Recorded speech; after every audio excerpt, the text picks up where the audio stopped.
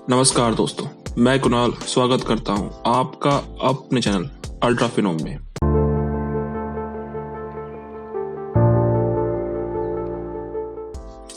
आज हम इस वीडियो में चर्चा करेंगे इंडियन रेलवेज के प्राइवेटाइजेशन को लेकर। देश की रेलवे प्रणाली को बेहतर दिशा देने के लिए भारत सरकार ने डिसीजन लिया है कि लगभग 50 लाख करोड़ की इन्वेस्टमेंट 2030 तक इंडियन रेलवेज पर की जाएगी। अब इसमें एक खास बात यह है कि पूरी इन्वेस्टमेंट सरकार द्वारा नहीं की जाएगी। इसका एक बड़ा हिस्सा पब्लिक प्राइवेट पार्टनरशिप से आएगा। सरकार ने भारतीय रेलवेज के 109 रूट्स को चिन्हित किया है। बताया जा रहा है कि ये सभी बिजी रूट्स हैं और इन रूट्स पर सरकार 151 प्राइवेट ट्रेन्स को चलाए जाने के लिए मंजूरी देगी 35 वर्षों के लिए। हालांकि ऐसा पहली बार नहीं होगा जब प्राइवेट ट्रेन्स भारत में चलाई जाएगी। तेजस एक्सप्रेस इसका एक सुनहरा उदाहरण है। इसका इनॉग्रेशन 4 अक्टूबर 2019 में किया गया था।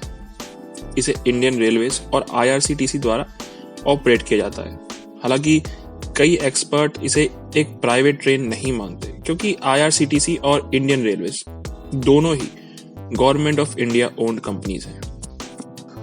खैर, आगे बढ़ते हैं अपने टॉपिक पर। यहाँ आपके मन में सवाल आ सकता है कि जब ये 109 रूट्स ऑलरेडी बिजी हैं तो इन पर 151 नई प्राइवेट ट्रेन्स को कैसे चलाया जाएगा। देखिए, इसमें सरकार का कहना है कि इन रूट्स पर चलाई जाने वाली लगभग 70% मालगाड़ियों को दिसंबर 2021 से सरकार भारत के 2 डेडिकेटेड फ्राइट कॉरिडोर्स पर शिफ्ट कर देगी। अब होता क्या है कि किसी भी ट्रैक पर 2 तरह की गाड़ी चलती हैं, एक पैसेंजर ट्रेन और दूसरी मालगाड़ी। अब क्योंकि 70% मालगाड़ियों को इस ट्रैक से हटा दिया जाएगा तो उनके लिए जो नई प्राइवेट ट्रेन है उनके लिए स्पेस बच जाएगा।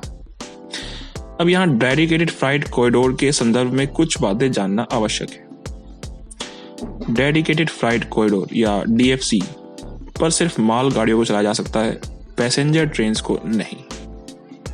भारत सरकार ने DFC प्रोजेक्ट के अंतर्गत देश में 6 फ्राइट कॉरिडोर्स बनाने की योजना बनाई है, जिनके नाम होंगे western DFC, eastern DFC, north south DFC, east west DFC, east south DFC और साउथ साउथ DFC।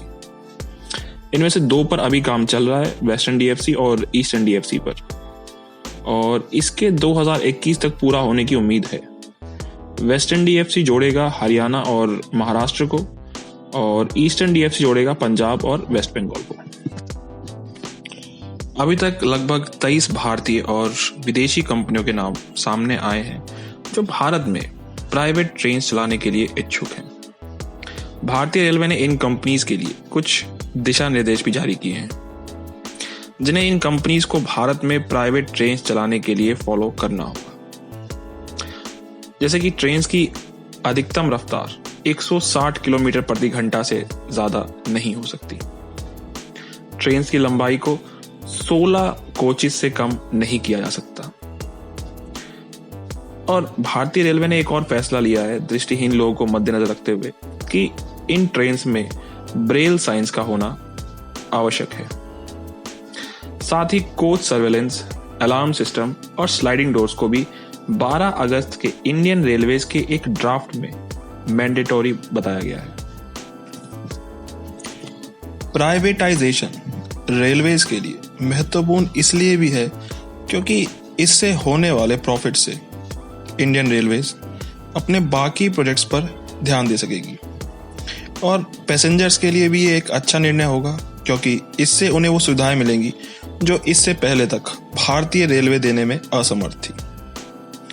पहले बताया जा रहा था कि रेलवे पर किलोमीटर 512 रुपए प्राइवेट कंपनी से चार्ज करेगी, पर इसकी अभी तक कहीं पुष्टि नहीं की गई है।